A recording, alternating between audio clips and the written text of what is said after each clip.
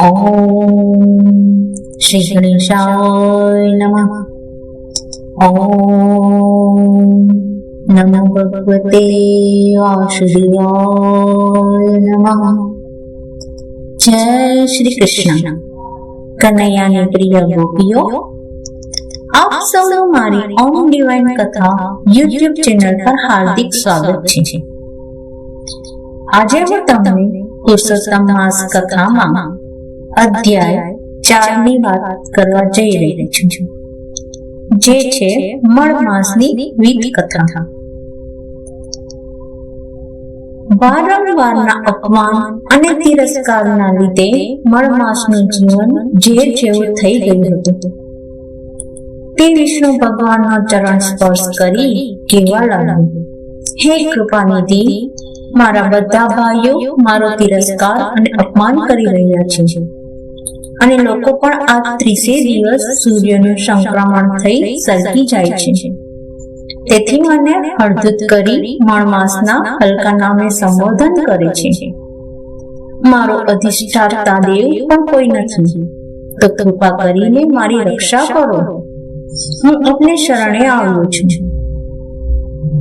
આપે દેવકીને કંસના ત્રાસમાંથી મુક્ત કરી, દ્રૌપદીની લજ્જા રાખી, ગજેન્દ્રનો ઉદ્ધાર કર્યો, તો મારો પણ ઉદ્ધાર કરો।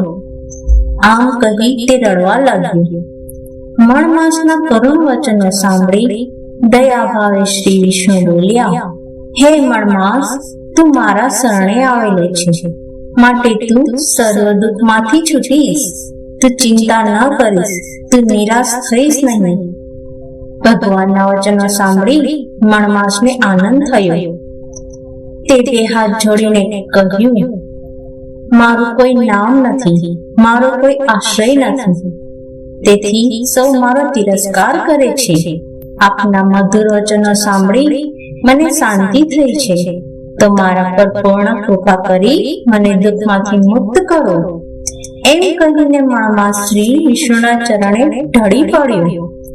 સુત પુરાણી બોલ્યા, હે મુનિઓ, ભગવાને આગળ શું કહ્યું તે સાંભળો। બોલીએ શ્રી પૂર્ણ પુરુષોત્તમ ભગવાનની જય। હે પ્રભુ શ્રી કૃષ્ણ, આ પવિત્ર પુરુષોત્તમ માસમાં ભક્તિ, શ્રદ્ધા અને સારા કર્મ કરવાની અમને બધાને શક્તિ આપજો।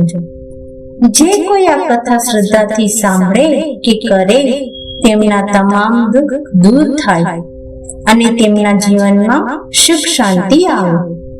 જો તમને આવી આધ્યાત્મિક કથાઓ ગમતી હોય તો વિડીયોને લાઈક કરો, મારી ચેનલને સબસ્ક્રાઇબ જરૂર કરજો, અને આ કથાને તમારા પરિવાર અને મિત્રો સાથે શેર કરવાનું ભૂલશો નહીં। ફરી મળીએ એક નવી ભક્તિપૂર્ણ કથા સાથે। જય શ્રી કૃષ્ણ। રાધે રાધે।